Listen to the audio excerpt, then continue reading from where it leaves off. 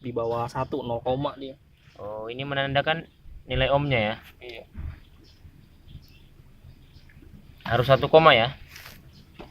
Maksimal dia 5 sebenarnya. 5 ohm ya, iya betul. Berarti kalau di atas 5 ohm itu tidak bagus ya. Iya.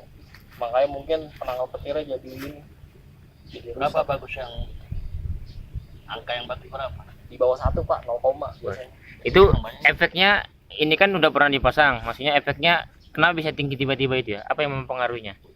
Kemungkinan di dalam tanahnya ini mungkin tembaganya itu udah korosif. Oh, Jadi bisa jadi ya. hubungannya udah kurang bagus juga.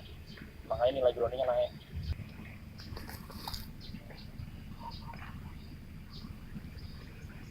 Terminasi bus baru. Oh, berarti harus kita bersihkan. Iya. Soalnya dari bodinya bagus ya. 1, Ini bagus ini, ya kan? Iya.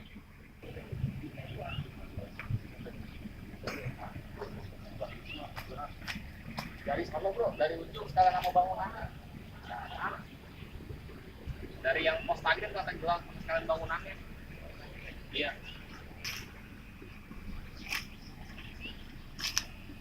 Kalau bisa gini Pak, kan ini udah nggak ada kontrak